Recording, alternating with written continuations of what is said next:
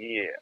So the origins of Kansas City rap. So it's seeming like it basically popped off simultaneously on both sides of the river, and it was like, but did y'all have a collective effort back then, or was it just like rappers from over here, y'all would come over here and do work, rappers from Kansas was go over there, or did y'all even have the Kansas Missouri rivalry back then, or was it just all hip hop? Oh yeah. Yeah.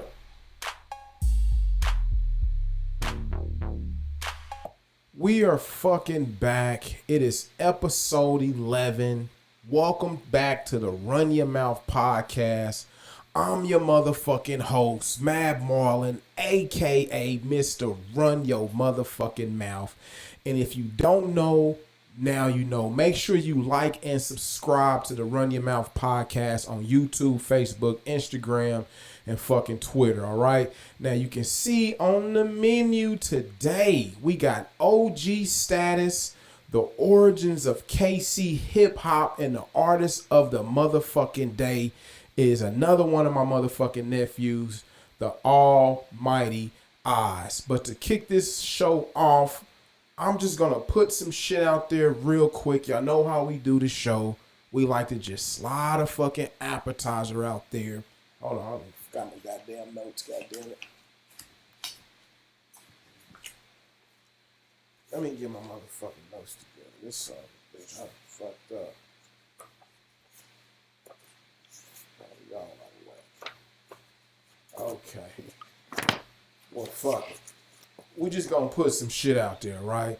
Why when you put some shit on Facebook, why when you promote something on Facebook or something, you want to talk about a show you got, an event you got some merchandise you selling. Don't nobody promote your shit, right? Don't know your close motherfucker, your homies, your friends, your family.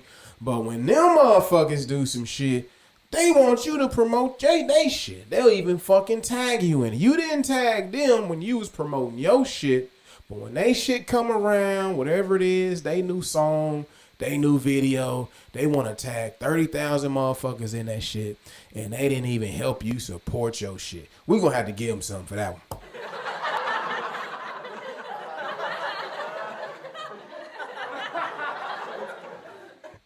Okay, joining me on the motherfucking line, we got two generations of fucking artists in here. First off, I got the OG Phillster representing that KC-Mo legend motherfucking dairy pioneer. Who's going to be our history book for today? Give Phillster some, please, y'all.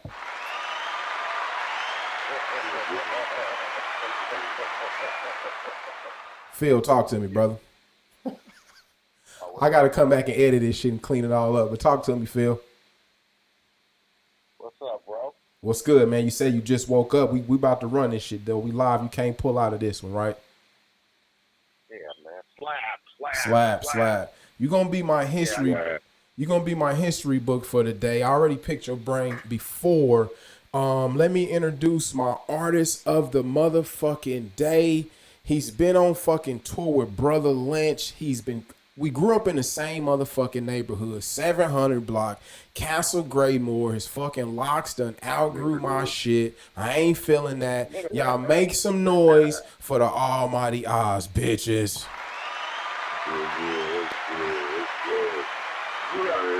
Step behind the Castle Graymore in the building, man. Where I changed Supreme got that. You know what it is. Nephew, what's good with you? You up and ready though, right? Yeah. Hey, you know it, man. I'm up rolling up. You know me. You know us old niggas. We be old niggas. We be slacking and shit. Phil just waking up. I'm slacking. I ain't got my cue cards together. Nephew, I'm gonna put you on mute, but since I got y'all on the same fucking line, I can't put you on fucking mute. It's all good, huh? Yeah, y'all just sit tight. Don't make too much noise on neither one of y'all end. Phil, I'm gonna get this motherfucking show started. Let me get my motherfucking questions, because I got some shit we need to talk about. We talking about the motherfucking origins of the Kansas City rap scene. We got legendary Phillster. Phil was rapping before the Popper. He was rapping before me. I think he was rapping before Tech Nine. Am I right? Maybe. Maybe. Okay. Well, let's just start there, Phil. When you All right, first tell the people where you come from, where you was born and raised, Phil. Kansas City, Missouri. Spent some time in Chicago too, but born and raised in Kansas City, Missouri. My pop's from Chicago. Okay. North side. North side. Let's get it. I grew up in Brave Park, but my family lived in TV Watkins before that, and then my mother had a house on 31st in Chelsea. Mm-hmm. And then we was back to Brave. I mean, TV Watkins is out east side 31st, then back to Parade Park. I grew up down Parade Park. I know about Parade Park. Yeah. Phil. My grandmother was in TV Watkins the whole time, so my family is north side now. You definitely authentic 816er. Phil, tell me, what year did you put your first fucking rap CD, first tape out? What year did you put your first album, first demo out? We got to find somewhere to start in time, brother. 90 record, 90. We recorded in 92 and dropped the record in January 93. Mm-hmm. The Chronic came out. The Chronic came out probably December 92. We was finished recording, but we didn't drop till January 93, about a month after the Chronic. Month after the Chronic, okay. In 92, let me see. In 92, I was staying in KCK. I hadn't had a demo out yet. What was you at in 92, nephew? Shit, man. 92? Shit, man, I was a G. You was doing where? Man, I was a G. 92. Living wise, shit, I want to say I was in East St. Louis at the time, I believe. Between East St. Louis and maybe Kentucky. I was still a kid at the time. Nigga was still biting ankles. I was boy, I was young guy, boy, 92. Boy, I was baby. You know what I'm saying? I ain't gonna lie. Okay, Phil. So, Phil, let me ask you this motherfucking major question. Let me just throw this question out there. Who, as far as hold up. But one question you asked was of rhyming before Tech Nine. If it was record wise, that record was the first record he was on. But it was our first record too. Pure Dope Will Get You Higher. Pure Dope. 7-song EP. Really considered like an album then. Wasn't too many EPs even coming out. Right. But we featured Tech on there. He was on number 7, song called Kansas City, Missouri, our first record, and him being on that, featuring on our record, that was the first record he was on. So you dropped your first shit in 92. Let's try to get our roots deeper. Phil, who the fuck was rapping before you? Give me we gotta go back far as we can, cause who the fuck in Kansas City, Missouri was rapping before you? It was a lot of guys that I seen that was, rapping before me.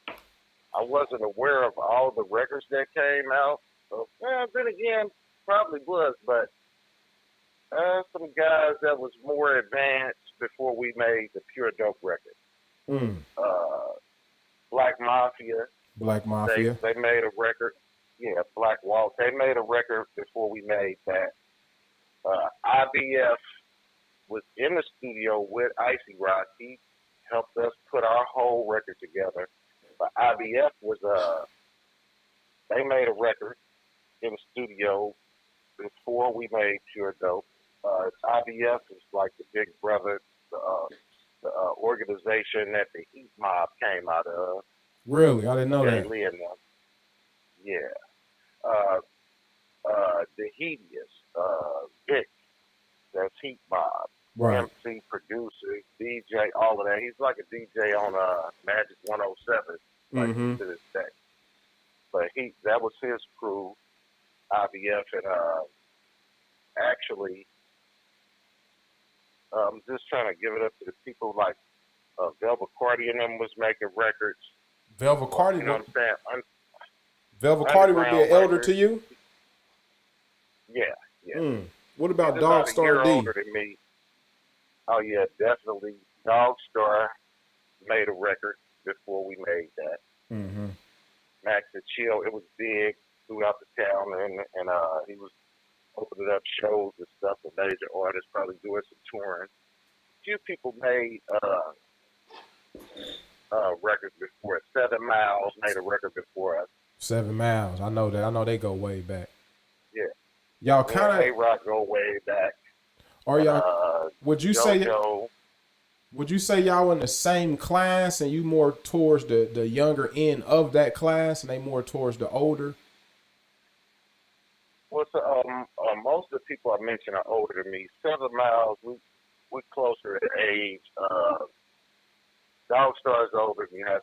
You got, when I said Velvet Cordy, you got Zeno and ACA, Vic, they were advanced. They had, equipment, studios. They were producing, making records. Few people was making stuff, but and then you have some older records that was before pretty much all of our time. 3 p.m. That's some guys from 27th Street. 3-Player Max. They had a 12-inch record. I don't know when that thing came out, like 85, 86. Before you was Robert talking, Harris. before you was talking late 80s. Now you talking what, mid 80s? Yeah. And DJ Jock Max and Velvet Cordy, who went by DRV. They were on a compilation some guys put together. Show Me State Records. The City Boys or something like that. It was a compilation. They were on that record. But the oldest records I've seen were at 3 p.m. They had a 12-inch, and Robert Harris made the first record that I've seen out of Kansas City, a rap record. He's from Parade Park, from my neighborhood. Right. Robert Harris is a legendary DJ in Kansas City. I believe he was part of the Nights of the Round Table, Sound Table. It was like a DJ collective. They used to do all the commercials on KPRS for all the parties. They used to throw a lot of parties. Probably. I don't want to misspeak, but in the time of it was DJs before rappers. So Right. We Captain was talking Von about that the Zell, other day, man. Yeah, Captain Von Zell and D. Mustafa. DJ Fresh came in somewhere around that time. Phil, Probably behind them, but Robert Harrison was DJing and throwing all the parties. now, and you from Kansas City, Missouri, so you giving me the Kansas City, Missouri perspective. Now, at this time, can you give me any rappers from the Kansas side that you was hearing about simultaneously during this time or during your era? Well, I knew about Jay Lee. I knew about him. It was a 2-man crew, U2X. I knew about U2X? Yeah. From the Kansas side? Yeah. I never heard of that, bro. Know, yeah, they had some music that was out. They was getting some money, a lot of money. You know what I'm saying? They look like money. You know what I'm saying? Whenever you see them. Oh, okay. U2X. You got to investigate on them. I am. You know what I'm saying? I gotta write that shit down, my nigga. You say R.I.P. to J Rock. R.I.P. to big homie J Rock. Yeah, we came across him. And Lee Joe, man. Lee Joe's before me. Somebody was asking me that the other day because Lee Joe had I want to say Lee Joe was on some shit in '93, and I definitely was not on no shit in '93. You ever heard? I mean, came across Lee Joe. You ever heard of Jay Lee? Jay Lee, yeah. He's my So when we came to Icy Rock to do for him to help us put our record together, Jay Lee and Jock Max was already had worked with Icy Rock. So we knew about this. Jock Max had worked with Velvet Cordy. Jay Lee and Velvet connected. Knew about them. look straight up to Jay Lee. He already had did all kind of shit with Icy Rock. He was, you know what I'm saying? Right. And he was a microphone murderer. You know. Jay Lee, microphone murderer. Yeah. So the origins of Kansas City rap. So it's seeming like it basically popped off simultaneously on both sides of the river, and it was like, but did y'all have a collective effort back then, or was it just like, you know, rappers from over here, y'all would come over here and do work, rappers from Kansas was go over there, or did y'all even have the Kansas Missouri rivalry back then, or was it just all hip hop? Oh yeah. It was. I mean, I think the rivalry came with sports, and then it came with hustling and women. You know what I'm saying? And then, but the dudes that was rhyming, I don't know what all was going on in Kansas as far as parties and everything, but it seemed like the ambitious dudes was coming from Kansas over to Missouri and moving around. You know what I'm saying? That's how it is seeing today. Who was doing the most over in Missouri. Like Hobo Tone, he was around here in Missouri, moving around. You know what I'm saying? Hey, Phil, hold on. Let me cut you off. You said the artist that was most ambitious from Kansas was crossing the bridge. Most ambitious. What you mean by that? Yeah. I mean, you know, it just seemed like it's assumed to be more happening over in Missouri. Right, so, like you said, with the little rivalry or whatever that Missouri and Kansas dudes have sometimes, you know, Kansas dudes that want to promote their music is like, man, I'm over in Missouri anyway. Right. I'm over here, don't start no shit. It won't be no shit, you know. But we gotta be over on the Missouri side. You agree that a Kansas rapper, if he want to do anything with his career in Kansas City or outside of Kansas City, he gotta kind of cross that bridge to move around, network, and bump shoulders, and it's not necessarily vice versa. What you think? No, I think, it was looked at like that, but Missouri dudes should go over to Kansas too sometime and, know the dudes from Kansas that's popping the most because, you don't want to miss out on that side either. Right. You know, Rich the Factor got his Kansas City, Kansas audience, don't he? Goddamn right. They Come on, man. Hold on. Let's give OG some. Hey, that's actually a whole nother topic, but yeah, Rich the Factor got his Kansas audience. And even, I mean, man, they love him. Yeah. It fucked me up when I heard somebody from Missouri say, no, hold on. Yeah, I think it fucked me up when I heard somebody from Missouri say that Rich the Factor was more popping in Kansas than he was Missouri for his popularity, for his CD sales and all that. I never really could tell because I always figured he was popping on both sides of the water. Well, they proud of him in Kansas City, Kansas, and they support. It probably starts. I can't think of the one. It was a major store. I know the Wax Factory and a few other stores there. You know what I'm saying? Mm-hmm. Moving units out of there. That's all, Right. I mean, Rich my guy. Rich is my guy since we was little kids, 10, 11 years old or something. Maybe younger than that. Yeah. Let me Phil. Let me ask nephew something.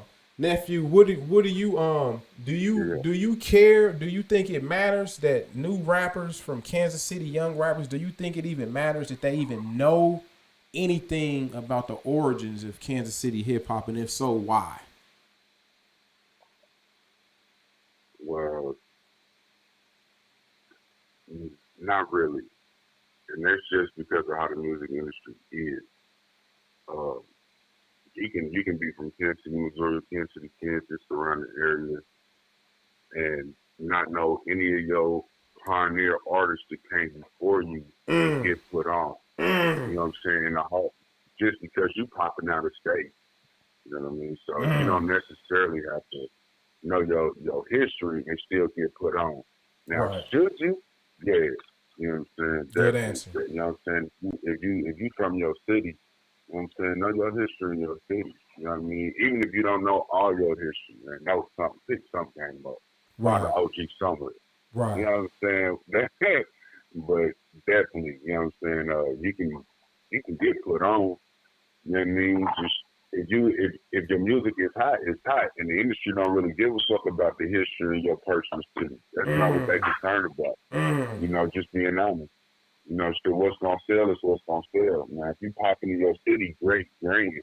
But if you popping in 4 other cities and not your city, then to the industry, it's fuck your city. We don't go to these cities to make your money. Getting some. I mean, like it's kind of fucked up, but I mean, like, so that's just what it is. Nephew coming with it. Hey, so Phil, what you think? What you agree? Do you think? I mean, cause you know us, niggas in they rolling 40s and up. We get sensitive when we, young cats start. I mean, I kind of agree. I agree with him now, but I didn't agree with Nephew 3 years ago. But I agree with him now. What do you think, Phil? Well, to begin the industry, you can if you got money or you know more than leg power, walking the talk, instead of talking. You didn't, had your. I was telling Velvet Carter yesterday. I'm like, man, Mad Marlon used to be touring, man. He probably went through 2 vans. You know what I'm saying? He used to be all over the place. If you're doing that, yeah, then it don't matter about connected to your roots at home. But you can pop off something big without any knowing who was doing it before you, any of that in Kansas City, what the origins is.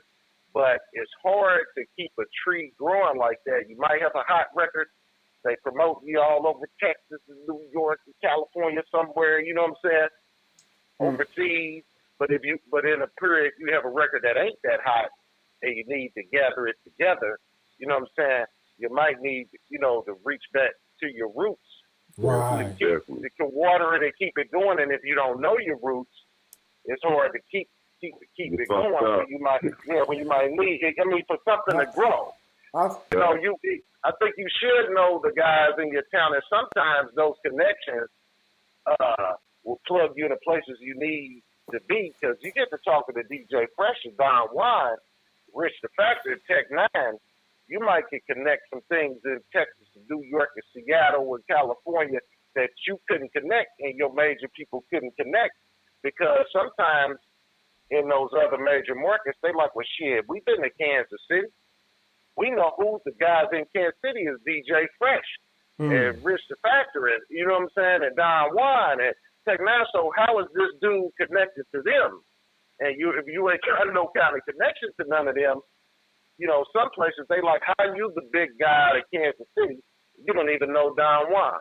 Right. You don't even know Tech Nine. You don't even know Icy Rock. You don't even know DJ Fresh. Right. Where they could, sometimes they could step in and say, oh, yeah, that young guy, he respects the game and all the OGs. He's from such and such, and I know his pops and shit, or his uncle and them, and he came up, such and such school. Sometimes those connections do matter in the long run. You might pop out with a big hit. You're out there. They carrying you the next big thing. You making some money. MTV come to your hometown and do an interview on you and research you, and everybody shitting on you. That's how that happened, man. If the next record fall off, the next record fall off, and you ain't popping so hot no more, you might need that nourishment and that encouragement from your roots, right, from the town. Hold on, Phil. And, you know what I'm saying? You say I need a new single, new production or whatever. You need to connect with these people in Texas. You need to connect with somebody in Seattle or something. Rich can probably connect that for you. Don Juan can connect that. Tech Nine can.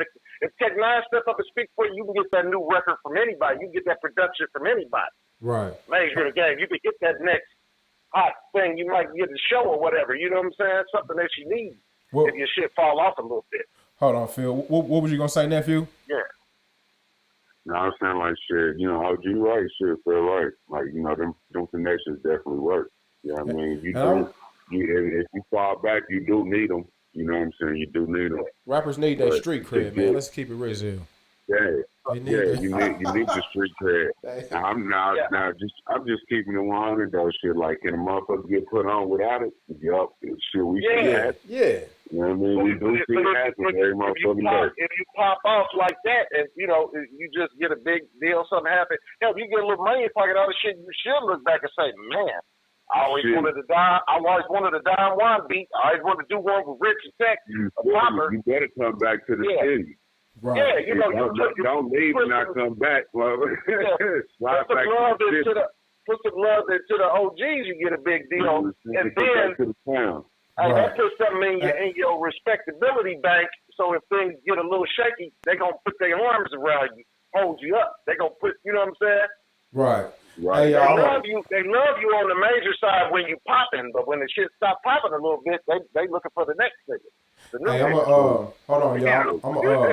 I'm gonna go to a commercial break real quick. We get into some hood. Speaking of hood shit, we're gonna get into a track by my nephew Hood Nizzle right here on the Run Your Mouth Radio Hour. I'm gonna have y'all on mute until the song is coming to the end. I'll bring y'all back in. All right.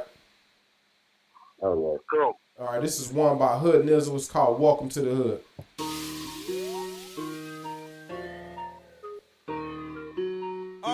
Game son. Hey, what's up? Yeah, This motherfucker. But you already know that. Shitting on these monkey ass niggas, man. I told these niggas, bro. These niggas better stop playing with me, man. Playing no games with these niggas. Hey, look, Nizzle, how did it come for you? 6 in the morning. Little bitch, get off me, I'm not even horny. That's about money, I fuck with the money. So come with the money, I'm up when it's sunny. Fuck up the play and I fuck up your day. It's one in the head and I don't got no safe. I pull up and skate. You think I'ma wait? Here with this weight? Look at my face. Niggas is lame. I fuck your bitch with my little ass chain. She suck my dick in my little ass fame. My diamonds, they glistening, clear like the rain in this little ass rain. I heard your album is garbage. You niggas really retarded. Money can't make you no harder.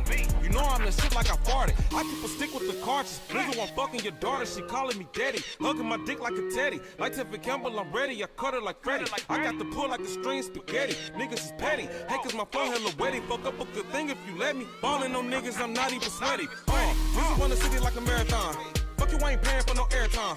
Niggas don't like me anyway. Why? Cause I'm from the dot, get the other side. Fucking 9 to 5, eyes all on the enterprise. 24/7 every day, that's a bigger job. Why you think a nigga still eat like You listen to Hood Nizzle right here on the Run Your Mouth podcast, bitches. Game son. Brody got the F and N shooting little misses. Nail a bitch nigga to the wall like a pitcher. There's a big dog, yeah, dope man pitcher. OG status, I'm a grown ass human. Yeah, I ain't the right. You welcome. Real shit. I was just talking that. Y'all already got some shit cracking on the side, huh? Niggas out here moonlighting on the phone and shit, huh? Well, that was gonna meet or some shit, but I told him I'm out in the Portland area. I've been out in Oregon like 10 years. About 2 years ago, Rich did a show up in Seattle. It's about 3.5 hours away, like St. Louis is. All right, y'all, we back. We back in the motherfucking house. I see y'all niggas got your little side conversations going on. Welcome back to the motherfucking Run Your Mouth podcast. We keep it 100 over here. Yeah, man, we keep it 100, man. I'm tapping in with the OG, bro. You know what's up. Yeah, we about to get Phil old ass up out of here, man, so we can wrap this last 30 minutes up. Hey, Phil, tell me what does it feel like, because I've had literally other residents within Kansas City confirm that you are a pioneer of the Kansas City music scene. So I just want to know, what does it feel like to be one of the ones that helped kick the whole Kansas City rap scene off? And what I mean by kicking it off, I mean you was out there not just writing rhymes in a notebook, but you went further as to try to get actually getting CDs made, getting tapes made, fucking shipping your shit out. Back in the days when motherfuckers used to be like, please listen to my demo. Tell me, how does it feel to be a motherfucking pioneer, bro? A walking pioneer, man. Well, it feels good. It's recently is something I get used to hearing, because, in our personal circles, we talk tech, we talk sometimes, they'll, talk to Rich every now and then. And we talk about it in them circles, like, yeah, Pure Dope, we did this, and it was really, a good record, in Kansas City. It was impressive to people that lived there, and people other places too, Cali, New York, they heard it and shit, Texas, a lot of major labels heard it, a lot of industry dudes that was really, in the game, they heard it like, whoa, oh, motherfuckers in Kansas City, but now people from the town, I hear that more from dudes that's making music, that's making moves in the game. Young dudes that make moves like, oh, I heard it, or I heard about it, and it's still getting used to it. That it made it impression, like say a guy like Court Dog, that's Right. president of No Limit Films. He's like, man, that record really made an impression on me. That Pure Dope back in the day. I'm like, wow. Hold on, Court Dog told you that?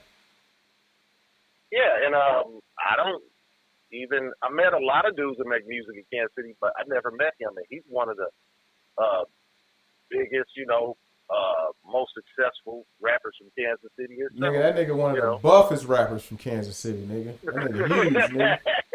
They say that nigga eyebrows be. They say that nigga eyebrows be lifting weights and shit. Hey, I never met him though. You know what I'm saying? But he told you something. He planted a seed in your head that you, a OG, you helped inspire me to be where I am. As I can't even get it out. Go ahead, Steve. Phil. Yeah. Let's say JPZ that's producing and dropping records on Sick With It. Yeah. And I never met him. You know what I'm saying? I think he went to Hogan. That's DJ Fresh, Icy Rock, Popper. We all came out of Hogan. He's too young for me to just know, but he's like, man, that Pure Dope, that really was something. No shit. Back in the day, and I'm like, really? But people, it was weird. Even people riding, bumping and shit, through the town in our face, and we looking like, who the fuck is that? It made an impression, man. To tell you, for me, and I know niggas call me OG, but the point of this episode was to go back before me. You know what I'm saying? I resented that shit for a long time, man. Like I was just saying to somebody, niggas in their 40s, bro. We didn't want to grow up. I didn't want to be called no OG too soon. Niggas was calling me OG. Niggas look older than me and shit. I don't know. I'm so personal in my feelings about it. I always feel like it was like the game's way of rushing, the older niggas out, because the older niggas kind of had a stronghold on whatever they would call that type of Illuminati system that was starting to take over the game. This music, Marlon, it ain't the NBA. You don't need good knees. You ain't got to take off from the free throw line. You know what I'm saying? And right. You can still keep rocking shit. Right. You know what I'm saying? So I'm still making music. So, that OG brush off, how I remember back in the day, y'all was good. I hope guys don't think that, because we still making music, Do you feel like the game, not even on an underground level, but on a major label, do you feel like the game, to me, I feel like the industry purposely, systematically, like forced the older generation out? I don't think they just walked out. Oh, most definitely. All the 80s artists that was hot, the Big Daddy Kane's, the Public Enemy. See, Public Enemy still dropping albums, but they ain't giving the older dudes a look. But hell, most of them is still doper than they ever was right now. And guys that ain't major, didn't have that major look, major releases and all that. If they still on their pen and they craft, they probably doper now. Velvet Cordy go by Nobby now, and he's like 100% doper than he ever was. Really? So, and the industry, a lot of the young guys is keeping their masters, keeping their publishing, not even going into the industry. So if the young guys is doing that, Chance the Rapper won a Grammy, no deal. Everybody ain't got that much hustle, but young dudes making their music and staying independent these days too. So if they can do it, older dudes can do it too. Right. Rich the Factor never wanted no major deal. Never wanted. I had a conversation with somebody in 1996. The Popper and the Veteran Clique was opening up LL Cool J and Drew Hill at the Midland. And right before that, Scarface had came at Rich talking about $750,000 or something. He was like, I'm cool. He was like, that was 96. He was like, I'm cool. You know what I'm saying? You saying Scarface came at Rich to sign for $750,000? It was a conversation I heard, but Rich got over 200 albums release, CDs underground. He don't want that. You know what I'm saying? Right. His catalog is so ridiculous. He could have been did a distribution with Universal or somebody like that. He's like, Tech Nine. He had a couple major deals. They never did handle it right. He done better than most artists and had more longevity, independent. And being a Pure Dope, we did one of the best independent records underground in Kansas City. We inspired a lot of that. Like we did show you could make a professional record, you know what I'm saying, in Kansas City without no major industry deal. It's I'm speaking of Tech, would he be in the first class of pioneers, or did he come on that second class with you? Hell, yeah, he definitely. I'm not even in the first class because when we dropped the record we put him on was the first record he ever was on. Romeo motherfucking Ronell was in the first class, nigga. Am I right or wrong? Definitely. Yeah. Where is Rome at these days, bro? Yeah, that's the big homie. Matter of fact, I called him not too long ago and was like asking if he talked to Pete. I'm like, man, because Nobby, McCarty need to be talking to Pete, Court Dog and them. You know what I'm saying? Right. Nobby got some music that as he's 50 years old, he's doing everything the little dudes is doing. So let me ask nephew. We kind of went on about that. Nephew, do you feel like? Because I feel like even on a local level, and on a mainstream level, I feel like older rappers were systematically moved out. Now, as a young rapper, that's fucking good because you coming up, get these old niggas out the way, make some room for the young cats. Do you feel like it's like that, nephew, or do you feel like, hey, it is what it is? I didn't ask to be born in the motherfucking 90s or 80s, whenever you was born. I didn't ask to be no young nigga. How do you feel, nephew? Do you feel like the OG niggas is being rushed out? And if they are, do you feel like you fucking rushing getting they bitch ass up out of here, nigga? I mean, shit, to keep 100 shit, brother, you all right, look, the shit is like it is what it is. We moving, you know what I'm saying? We moving. So I mean, like shit. If my progression is pushing somebody out the way, hey, it is what it is. Move. Get out the way. I'm a Mack truck. I'm coming. Now, if somebody's using your progression. If you can keep up with my movement, then shit, let's get it. But shit, I'm not about to stop. So shit. The assumption is the industry assume that the young dudes won't have their business together, and they would assume that they're easier to rob.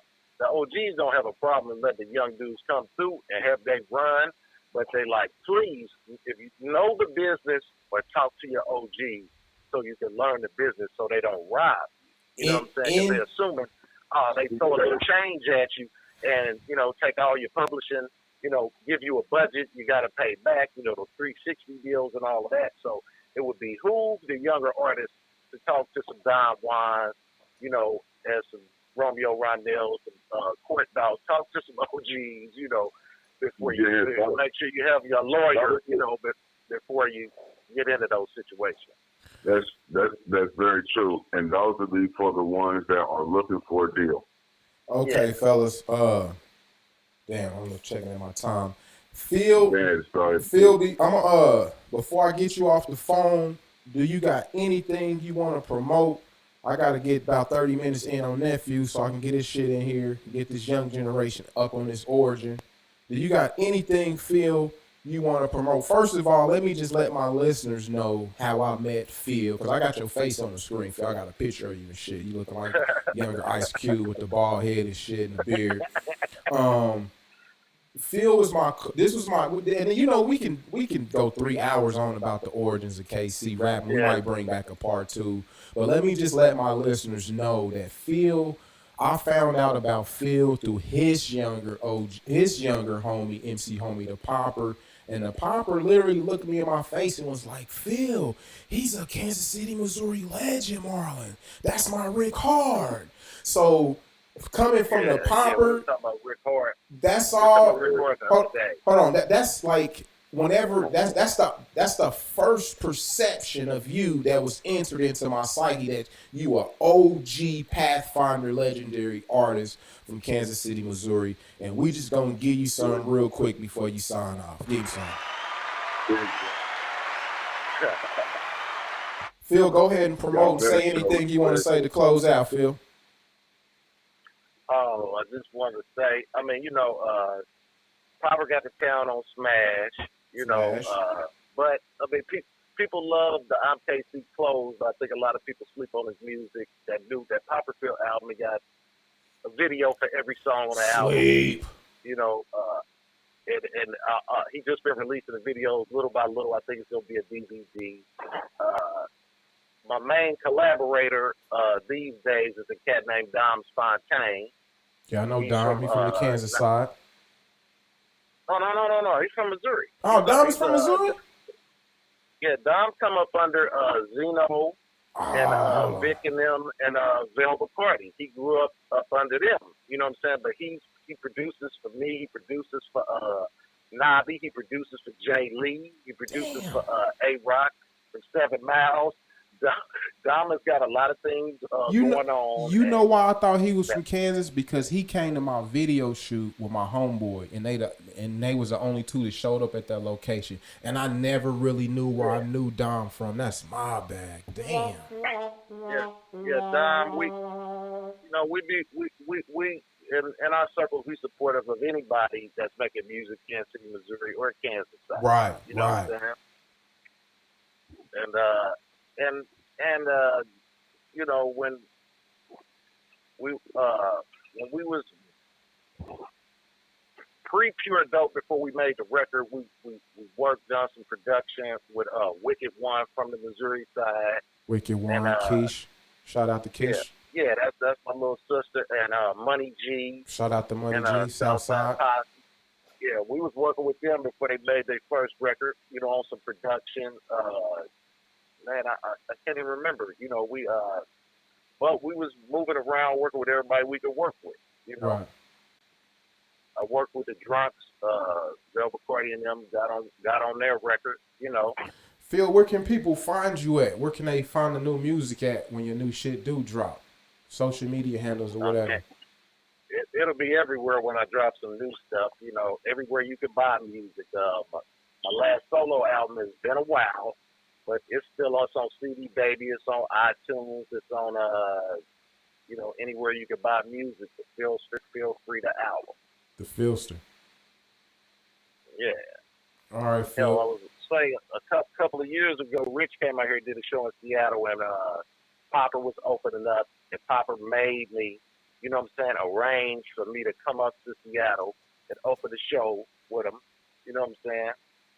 I'm out here in Oregon. Incredible Zig is in Seattle. I've been up here 2 or 3 times messing around with Zig. I talked to Zig. Stuff coming out. We got a record, me, Ziggy, and Popper, that's dropping on Popper's new album, not the one that's out, but the next one he's dropping. Hell, I think there's something else on there too. So that's about it. I ain't formulated my new stuff completely yet. Me and Dom got an album together too, Conversation Piece. We're gonna be dropping that, and me and Dom and Nobby got a lot of work together. Okay. All right, Phil. That's about it, man. I'm going to let you go, motherfucking OG Kansas City legend, pioneer, the Phillster. He got his shit on motherfucking CD, baby. Be looking out for his new shit, Phil. We're going to give you some and let you go, God. Anywhere you got music. All right, peace, man. My brother. The Run Your Mouth podcast, man. The Run Your Mouth. Hold on. Let them know who they listening to, Phil. My Marlon on the Run Your Mouth podcast. Bitch. All right, Phil. All right, bro. All right, Doc. Oz, you there? Yeah. Okay, I'm shooting from the hip. She going a little longer, but we get the editing down. We get it down about an hour and a half or something, hour and a half. We're getting a little good conversation. All right, people, we want to welcome everybody back to the Run Your Mouth motherfucking podcast.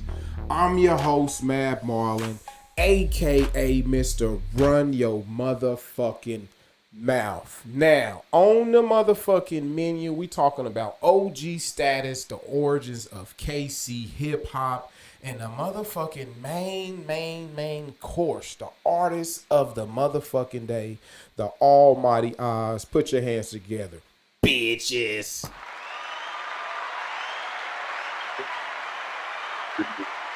Thank you. Nephew, what's cracking? Appreciate that love, man. I do. Appreciate that love, man. Talk to me, nephew. What's the goddamn deal? You got your family, you got kids, man. How's the fucking kids doing? Tell me how the kids doing.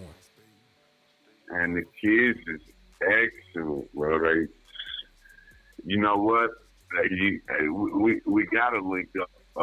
I gotta see. Cause you know you family, bro. So, so you gotta see them. But they big. You know what I'm saying? Lily, she big. She on her schoolwork heavy. You know what I'm saying? Every day. You know we do homeschooling and shit. Israel, man. Y'all do She homeschooling. following up right behind her little sister. You know what I mean? How's homeschooling, nephew? Was talking about them. Huh? How's homeschooling? I mean, homeschooling is excellent. You know what I'm saying? Every morning, you know, we get up, we go through their sight and words, telling time, addition, multiplication, and then we read like one or two books, and then that's about it. You know what I'm saying? Just starting out. Some days we'll go out. We do little science experiments. You know, we also have the basic learning education and stuff like that. That you know, which is required for the homeschooling and all. Okay. But man, it's good, bro. It's good. I love it. Well, I love it. I'm able to teach my child. You know what I'm saying? I'm able to raise my child. My child is with me primarily. Let's talk about that. Let's talk about since the goddamn this rapper called the motherfucking Wrong, aka the Corona, the COVID-19 streak. Since he been in town, have you been still getting to the paper? Yeah, just or has the coronavirus slowed shit down for you? It did, man. It really did. You know, the shows was going on. I know prior to it, especially before they when they shut everything down like completely, and did the whole city quarantine. When that happened, man, that hurt. You know, I lost a lot of money. I ain't gonna lie, man. I was booked. I had some out of town shows I ain't really wanted to hit. I had some impact, you know what I'm saying, in-state shows I wanted to hit, and it set me back, you know. Pretty much I had to just hit the studio hard, you know what I mean, drop some content, like some real good content, then, and get it out there, you know what I mean. You say you had some shows set up, right? So let me see which episode. I did my episode before this one. We was talking about who, you know, popping outside the box or whatnot. Tell me what it was like, because I know I know you know back when I had my van and I was in and out of town and back and forth on the neighborhood on the weekends, in and out of town, and now you finally done had the chance in the last 4 or 5 years. What the fuck's that shit like? Going to a show, doing a show, going to sleep, waking up in the morning, driving to a city, doing a show, going to sleep, waking up in the morning, driving to a new city. What was that shit like, cuz? You know what? It's fun, but it's exhausting. It is, boy. You know, it's fun. You know, you have fun. I'm not gonna lie and say it's not, because I love doing what I'm doing.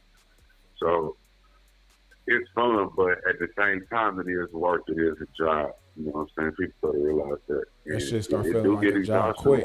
Yeah, it really do. You know what I'm saying? Because you gotta be on schedule. You want to make your money. You gotta be on time. You know what I mean? So You know what it yeah, it's fun. you know what it I feels like like. it. Oh, go ahead, nephew. No, I'm saying, yeah, I was just saying I like it. It's crazy. It is crazy. It's totally different from home. Nephew, where was you born? I already know, but tell my listeners, where were you born? I was born in Cali. You should know me. I was born in Fort Worth, Cali. Man, I was an Army brat. Okay, I must have You missed know that what I'm fucking saying? part. My OG, my pops, he was a military man. I was born in Cali. Uh, from there, shit, before I turned one, I was in East St. Louis, Illinois. my Where Mom's and Pops got a divorce. Yeah, somewhere down south East you was St. at. Louis, Illinois. Kentucky. Kentucky. That's That where the was fuck I thought you was gonna say, yeah, nigga. Goddamn yeah, Kentucky. Kentucky. Kentucky came. I was like, I think I was like maybe 3, Mm-hmm. 4 when I got to Kentucky. You know what I'm saying? I lived in Kentucky for what, shit, man, 5 years maybe. Where Cause you? I'm over KC. I Yeah, was I'm just over about to ask KC. I you. was like 8. Yeah, I was like 8, 9. It was like 95 or some shit like that. Let's fast forward. Let's fast forward to the 700 block. Let's fast forward to the 700 Yeah, block. Um, that'd be like 95. 95. In 95, Yeah, it'd be like 90. I had my group, the Weirdos, in the 95. We talking about the Yeah, origin. yeah, So yeah. I thought I'd cover a little bit of your history, your how you was right, where you Yeah, was I raised. know it. You understand? I'm still getting my swing as a host. Because I'm still on my Nori shits, cut niggas off. I gotta learn to know when to smooth. But let's get into it, nephew. So we talking about the origins, man. I'm just trying to. I mean, I know I ain't trying to have you blow no motherfucking smoke on me. But like you said, it is what it is. Nigga, we grew up on a 700 block, 95, 96, 97, 98. Shit, nigga, I'm out there doing it. So I want you to tell me from a younger cat perspective, just being a younger cat running around the hood, snot nose, fucking gym shorts and flip flops and shit. Tell me, finally tell me what did you see far, and I'm talking about just far as rapping, whatever you did see far as me doing, and because I ain't never really we done had some talks about, however, I might have influenced you understand? or whatever you saw. But let's let my listeners know what it was like to Hey, niggas turn around, bro, straight up. Niggas turn around to the van. Everybody. Like, we don't even understand. All the kids in the hood just had to surround their van. We had to listen to the music. We had to turn up on the block. Like, like a it was fucking shit. class, nigga. It was shit. It was a party. Every single time, man, it was a party. Let me Like, shit, I love that. tell her you had, how did you come across Dilemma? How'd you run it even know how you even know Dilemma? Mm. Now, that's a funny story. Um, so I was with YBL. Shout out YBL, Young Black and Loud NC. In the whole crew. Um, shit, Biggs, KI, everybody. Uh, we was that we had a little studio called YBL, Young Black and Loud, and Low, Philo had to connect with the woman. The first time I met him, shit, I think the woman got poured over. What you on a Shit like Bluetooth, that. cuz? You sounded kind of blurry. Hold on. You ain't on a Bluetooth, are you? Nah. Yeah, Can you hear oh me? damn, that's way better. You should have been like that since the jump. You on your phone now, huh? Yeah. Okay. We'll bring it. We'll fix it up. Yeah, go ahead. Oh, First of okay. Yeah. hold on. First of all, let me tell my listeners that let me let my listeners know that Dilemma is from a legendary Kansas City, Kansas group, D-Loc and Dilemma, the Hooligans. And somehow years later, he ends up collabing with the Almighty Oz. And I never really knew how you got hooked up with Dilemma and touring with him and all that shit. And just shit, let my listeners know how all that shit came about. It had to have been like 2010, 2010, maybe 2010, 2012, something like that. What year was it when you finally went on an actual tour with Dilemma? Like, how many years was after meeting him that you finally went on tour with him? That was more kind That of was recent, 2 right? years. That was shit. That was even back then. Shit, I've been rocking. I was rocking with Lim for a minute. That was just when we first met. The first time I went on tour with him was 2015. That was my first. That was my first tour. First tour was 2015. What was you doing? Hype man, roadie, what? Gooning? Yup, hype man. Yeah. I remember. And then actually, shit. The first portion, the first couple of cities of the tour, I wasn't doing shit, nigga. I was doing security. Well, I ain't gonna say I wasn't doing shit, nigga, because I was doing security. So, shit, like that was the first set.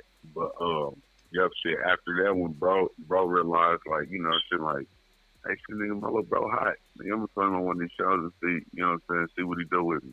Right. Shit, nigga, we rocked out. If I ain't mistaken, we was in Oklahoma. We kept this motherfucker show in Oklahoma and shit. From there on, he was like, boom, yeah, you on the rest of the set, nigga. We got other security. Right. So you we need to get into this motherfucking song real quick. And before we get into this motherfucking song, now I'm gonna say some real shit because, you know, that's just what we do. You know, we stand up and we say real shit. Real niggas stand up and say real nigga shit, bro. You know, and I mean, because niggas might take offense to this, but this is real because I'm not just a rapper, bro. I'm an actual engineer and I'm a producer, and I've been doing them all since day one. That means when I listen to anybody's music, and this is since day one, I don't just hear they rhyme patterns because I'm a rapper. Rappers hear they rhyme patterns. They hear they styles. Producers hear the beat. You know, engineers hear the mix and the qualities and the crispies and the you know, and I'm all of those. And for some reason, when I play like 10 rappers' songs from Kansas City back to back, I don't touch nothing. I just leave everything right there. The volumes, the levels, everything just right there. And when I play your song, that motherfucker just, I'll be like, damn, who cut the fucking volume up? And I'll be like, his shit either mastered or somebody just like did a A1 mix and just kind of tweak the motherfucking volume, or it's fucking master like a fucking slave, brother. Yeah, it's master. Oh, game's up.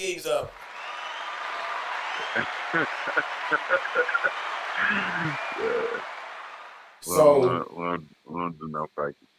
So, oh damn, fucked up my damn screen. So it's true. So I want everybody to hear this while I'm on the air. You know, I just want to give nephew his flowers right now because the engineer in me, the mixer in me, like, cause I don't have to rap. I don't have to make the beat.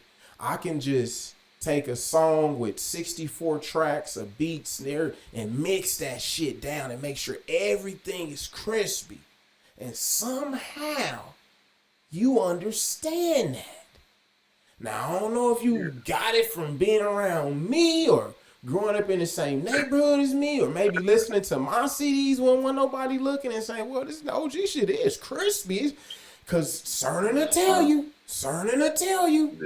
that nigga Mad Marlon is a wizard. Whoever mixed your shit down, let's give him some. Yeah. Yo, hey, that's my engineer, man. That's my engineer, Els. And went out. Okay, man. Shout out Els A10. You know what I'm saying? Everybody go look him up, man. Shit, got straight out of motherfucking studio. This record time. No labs. Nephew, I'm gonna let you introduce this song and then I'm gonna drop it on the one. Go ahead. All right, yo. So this High Horse, man. It's a nice little slap of mine, man. I love it. It was something fun. You know what I'm saying? I hope y'all enjoy it. Shit. Let's go. You know what I mean? Shit, lay back, smoke one to it.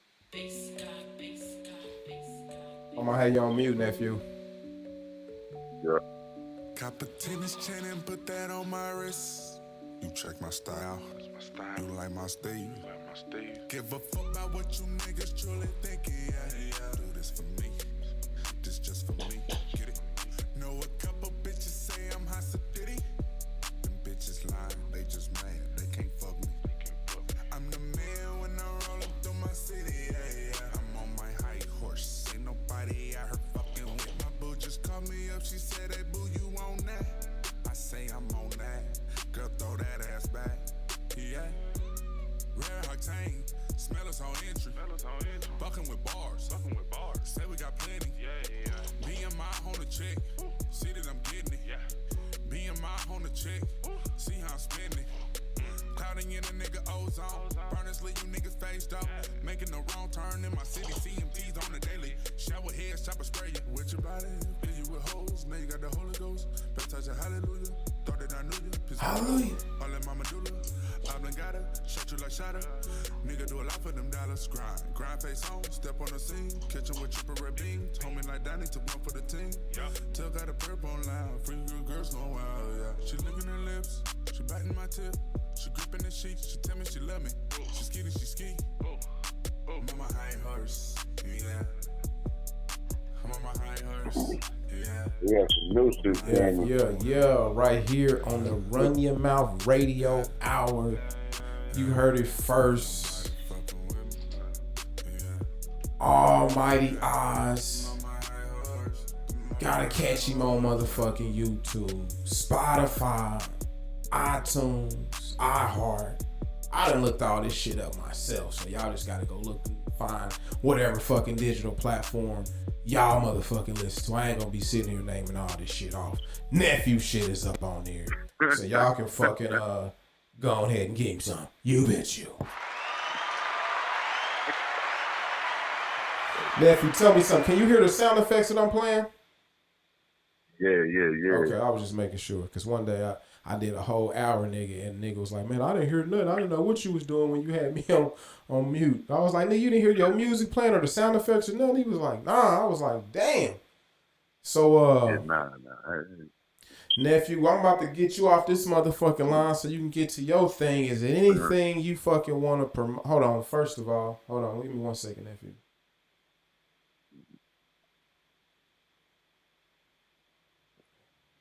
All right, before we get you off this, before I get into my motherfucking white people news, I ain't even gonna ask you where people can find you from, because I got a nice little screen up here with all your handles on it and shit. I do want to know if you were stranded on a fucking island, right? You're gonna be on this island for like 90 days. You know, don't worry about eating food and sleep and all that. You're going to be on this island for 90 days, right? And you can only have the catalog of 5 rappers. That's all you can have. You can have the whole catalog, but only 5. You can't have 6 or 7 or none of that shit. Only 5. Take your motherfucking time. I can give you some sound effects if you fucking need it. Whatever the fuck you want to do. You know what I'm saying? 5 motherfucking rappers. I can only listen to rappers.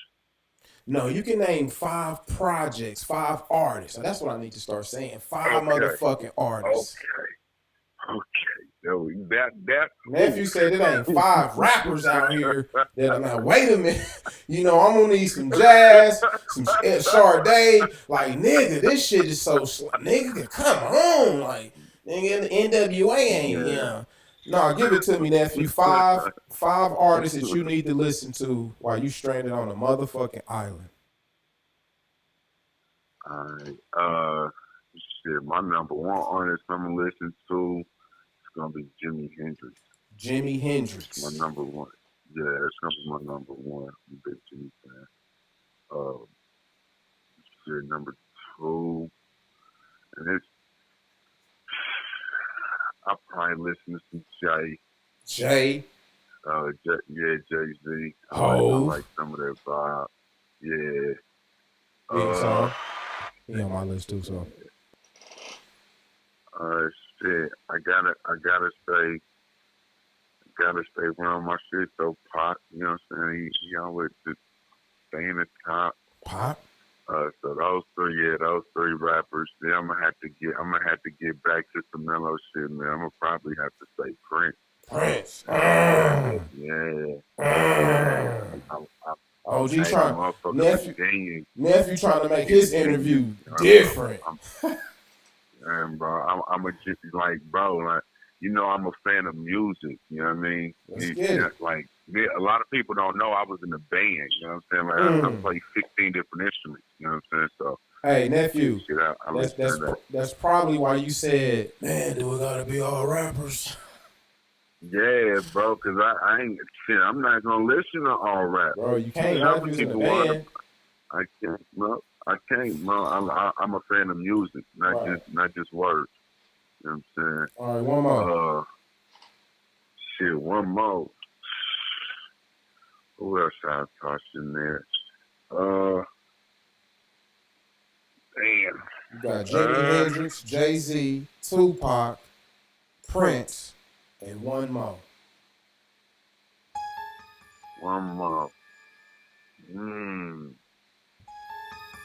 You know what?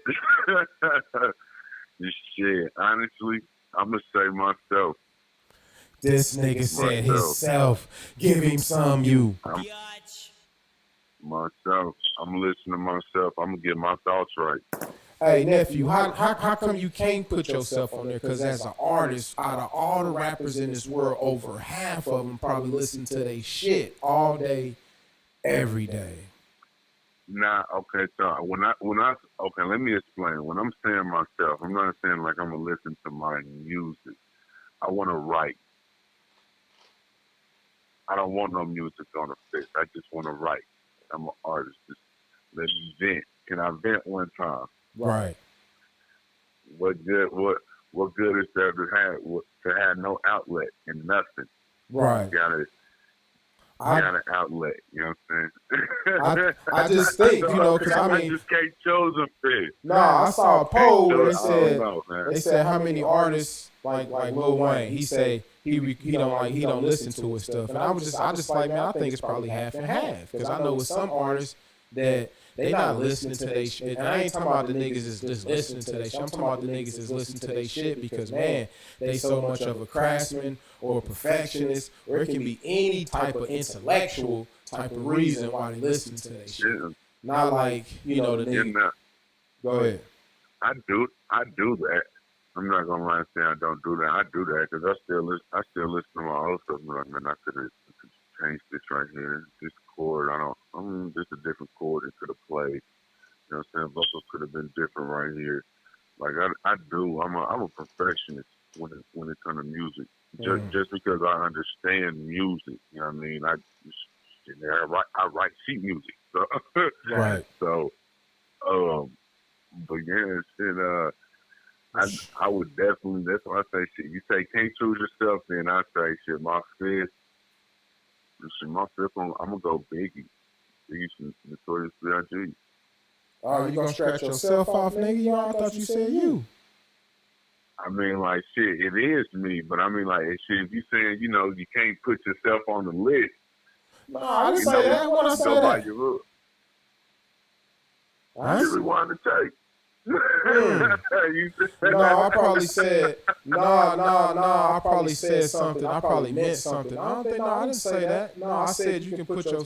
No, I rewind and say you said Biggie. If that's what you said. Yeah, I'm so fucking. I mean, shit, because if I ain't got to take myself off the list, then yes, Biggie the fifth, yeah. Hell yeah, I hit all the Biggie talk out, nigga. Yeah, that,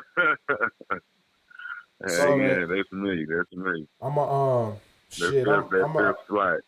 I'm gonna fucking get you up off of here, nephew. You got anything you wanna promote? Anything you wanna fucking say? Any shout outs you wanna give before I get you up out of here? Yeah, man. Just shit. Shout out to my team, man. Shit, D Twist, G Brown. You know, our comedian. You know, y'all make sure y'all check him out. Uh, my engineer. You know what I'm saying? Els. Uh, shit, man. Hit us up, man. You know what I mean? Shit, that's all I can really say. Shout out to everybody that's just slapping my shit right now. I love y'all. You know what I mean? Right. Right. Well, peace, God. I'm gonna get at you, nephew, and I'll let you know when everything is on wax and the dope is on the streets. 100. All right. Peace. Shalom. Peace. Shalom.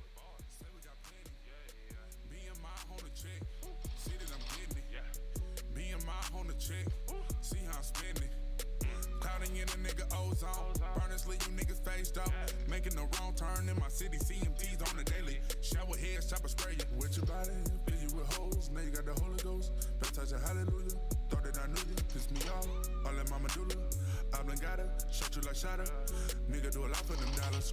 Grind face on. Step on the scene. Kitchen with triple red beam. Told me like Danny to one for the team. Till got a perp online. Free girls going wild, yeah. She licking her lips. She biting my tip. She gripping the sheets. She tell me she love me. She skinny, she ski. I'm on my high horse, yeah. I'm on my high horse, yeah. Y'all get nephew son.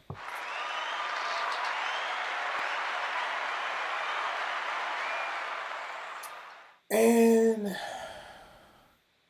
like we always do about this time, you're listening to the Run Your Mouth podcast. I'm Marlon Gumble, and this is White People News. Yeah, I just wondered if you would just share with me why you feel compelled to do this. I'm from the South. Okay. I'm from North Carolina. I've been up here for 27 years. And the statue that's still here, I admire that statue. I admire statues. It's a piece of art. And this also is history. We should not destroy our histories. America, leave these statues alone. If they had left these Southern Confederate statues alone, no other statue would be coming down. It started with these statues, and then it went to other statues and other statues and other statues. Columbus, because they didn't take a stand to take for the Southern Confederate statues. If they had left it alone, no other statue would have come down. So I stand in protest. Yeah, I just wondered if you would just share with me why you feel compelled to do this. Biatch. Okay. Biatch.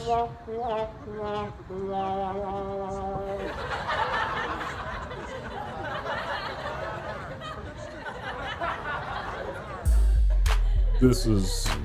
Wait a minute. You're listening to the Run Your Mouth podcast. I'm Marlon Gumble, and that was fucking a black person that wanna be white people news.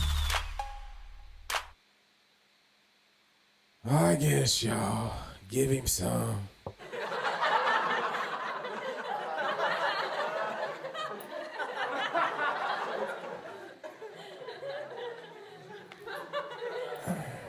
I just found all my motherfucking questions I was supposed to ask, nephew. I got all my questions right here.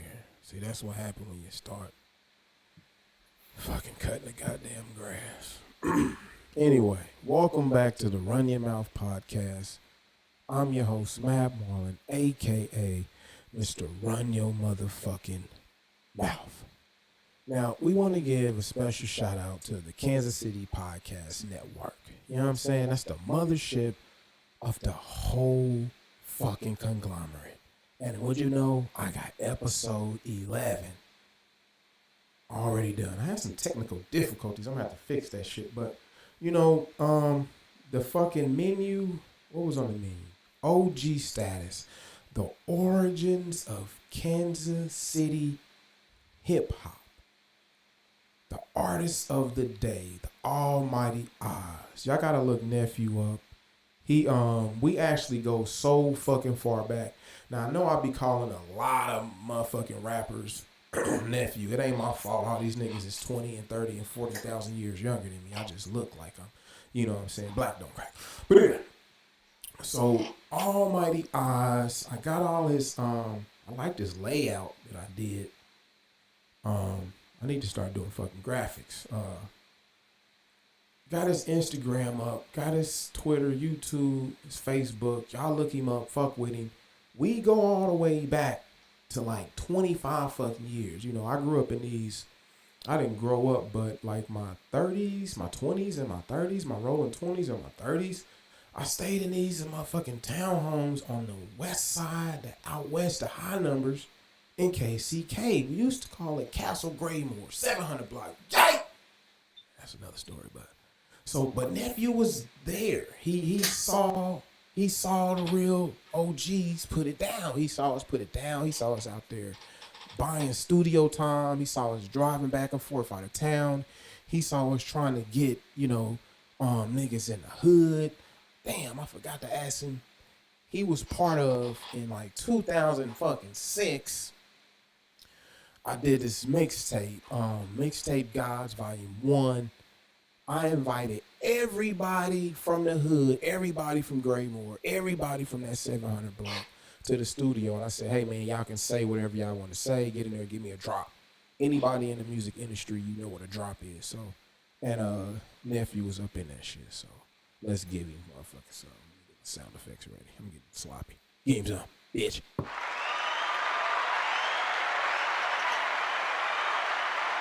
Why does it keep jumping? Why the fuck does this thing keep jumping up on its own like that?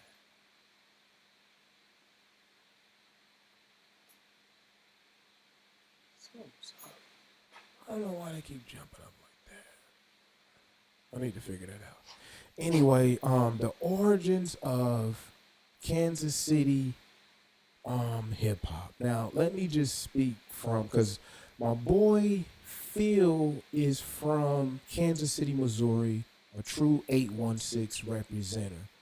And it would be only righteous if I have to speak a little bit for the Kansas side, because, or not for the Kansas side, because we got some OGs out there that we might have missed. And we are actually gonna do one, the origins of Kansas City, Kansas hip hop, because I'm from Kansas City, Kansas. But let me try to dig into my memory crates, because right off the bat, I know for sure he said the heavyweights, and that's who I was gonna say. And he said Jay Lee from the Heat Mob, definitely. Rick Hard, Rick Hard, Richard Baker, Government. If you grew up, you already know who Rick Hard is. Definitely part of the origin, the authentic DNA of Kansas City, Kansas hip hop. And I'm talking fucking 80s. You gotta go all the way back, because you gotta understand, in Kansas City, anybody out there who's watching this episode, if you love Kansas City hip hop, you gotta know the origins. And we gotta do a bigger episode, but you gotta think, like, it's 2020. Who were the rappers in Kansas City in the 80s or even the fucking 70s? I don't know. Let's see if we can get somebody on the line here. Let's see if we can do a random fucking call. Let's call my man Hobo Tone. Let's see what he talking about. Let's see if we can get an answer. OG status. Morning, what's up? We live on the air. It's the Run Your Mouth podcast. I need like 2 minutes, maybe a minute, if I can squeeze that shit in there. Topic of the day: the origins of Kansas City hip hop. Hobo Tone, can you tell me some OG rappers who came before you? Because you came before me. But if we can go back further, we need to go back further. The floor is yours. First, let me give you some. Motherfucking legendary.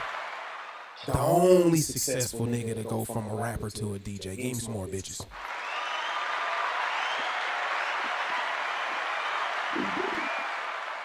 All right, Tom. I've already said Jay Lee, you, Rick Hard, Jock Max. Am I missing anybody? Velvet Cardi. Velvet Cardi. He said Vel. Yep. We got Cardi, Vel. OG Riff. OG Riff. What year? What year is OG Riff though? We was all in the 90s, man. We all like 90s. top of the 90s. Top of the 90s. OG Riff. Who came before me? There was a guy named Dog Star D. Dog He's Star Missouri. D. Missouri really kind of, yep. Missouri cats really was holding it down, man. But people like Jock Max, myself, on the Kansas side with Jay Lee, we all kind of emerged together. You know what I'm saying? But you still have people that came like, within your era, but they was young puppies. But they was right on my butt, like Lee Joe and a couple other cats. But before me, I can't really think of nobody from the Kansas side that really came like before me. It was all Missouri. Give me some more Missouri ones that the feel from Pure Dope might have missed. We just got him off the line. We talking shit for about 45 minutes. Yeah, my man Pure Dope was dope. Who else, man? It's so many people, man. But so when I was doing it, man, my people was like me and Tech was always, he was like in line with me. You know what I'm saying? Bacardi and Road Dogs and all that, we was all kind of in line with each other. So everything before me was just like New York hip hop and from out of town. I had a lot of legends because I'm originally from Chicago and Detroit area, but Wyandotte County is where I ended up going to school and I even came to Missouri first, but then Kansas. I was in Kansas like from age probably 13 all the way to where I am right now. So I always been in Kansas native. Tone, how do you? I'm gonna ask you. How important do you think it is that the nation, the locals, how important do you think it is that people know about the origins, the OGs, the first rappers to pioneer the Kansas City hip hop scene? Because other cities, it's very important. They got movements behind that shit. So how do you feel about that? Yeah, I think it's extremely important to know, what sector you from and who's putting down the hardest, man. I was doing my thing, again, Kansas, origins, even Little Flip, he wasn't from here, but these boys been up here before they got rich and famous. Right. Flip was here, Deuce 7 Records, a lot of stuff, man. We just kicked it off, man. My man Scarecrow from Hollow Point, the group Hollow Point that we started. Right. You know what I'm saying? So it was a lot of influences, man, but it really came from like the Velvet Cardis and the Dog Star D's and Jock Max. Jock Max was doing remixes for Dr. Fex, and he was doing stuff big back in the day when we didn't, Dr. Fex and it was from New York. But we was doing big stuff here in Kansas City for their records. You know what I'm saying? With Jock Max on deck. And even Velvet Cardi had the first record deal. He had the first major record deal. Velvet Cardi had the first major record deal for Kansas City? Through Rick Rubin. Through Rick Rubin. We talking Rick Rubin that produced Run DMC. The origins of Kansas City hip hop. Yep. We listening to. And then what year was Ghetto Chaos? Ghetto Chaos and everybody kind of emerged like 89, 90. I just talked to one of the Ghetto Chaos members, man, just recently, just actually today. No stuff. Forget my man name. Yeah, I just ran into him, man. We just pound up each other, man. But hey, a lot of these cats, man.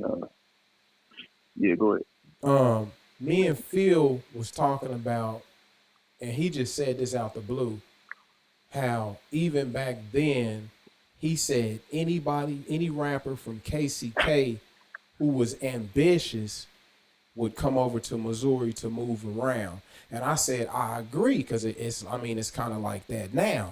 Like, if you like a rapper, a producer, a DJ, whatever, you ain't gonna make a living just moving around in KCK. You definitely gonna have to cross that bridge. Do you agree or disagree? I think Kansas City's one Kansas City. I never looked at it like the split between Kansas and Missouri. I'm from both sides, but I love the Kansas side because I got my education, and a lot of people gravitate to me on the Kansas side. But it's one Kansas City to me. It ain't never been two Kansas Cities. So it's like it just made us that much bigger. You're only smart to move around and go to Missouri and Kansas. Like Mad Marner, he did both sides and he traveled. I mean, you can claim Kansas or claim Missouri, but we all claim the Chiefs. Man, and the Royals and everything that's over here. So man, when I really can't see two Kansas City. When I would ride up and down State Avenue, parallel Leavenworth Road in Minnesota, and I do that shit in an hour, nigga. I'm like, well, I'm about to cross the bridge, nigga. I got to do all, I'm about to spend the next 4 hours going up and down Benton, Prospect, Indiana, blah, blah, all, what I'm saying? It's so much bigger. That's the really point. And we are one city, but we was talking about that. I look at the one city, man. You should call me anytime, man. I got a lot of history, man, for us. Everything from we got history in this city, like my man John Edwards on Fox 4 News. Me and him we did the first Generation Rap.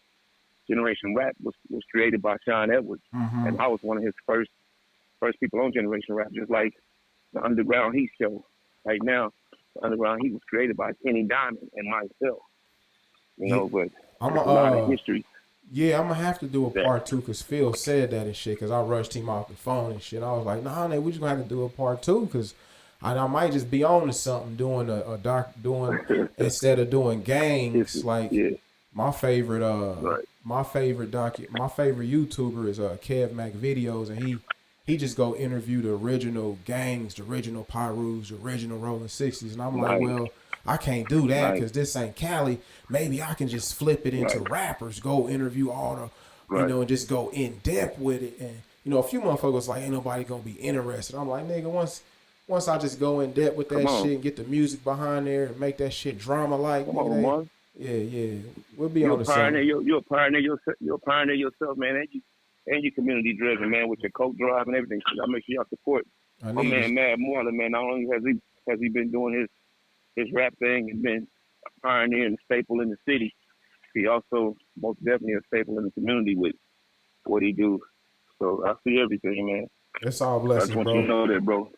I ain't gonna hold you up, Tom. We're gonna let you go and we're gonna give you something before we get out. And I'm gonna get up. I'm gonna set an interview up with you and get you on part 2. So this might be part 1 of the origins of KC hip hop. Let's go, buddy. All right, I'll let you know. Appreciate it. Peace. Yeah.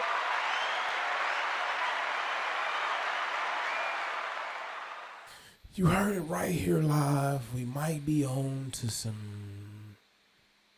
the origins of Kansas City hip hop, right? Well, we're going to have to close this bitch out now because this is probably the longest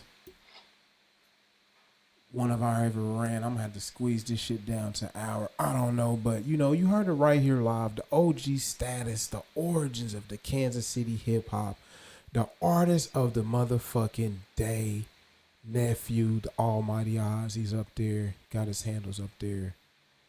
We are definitely going to sign the fuck. Hold on, let me get ready. Off.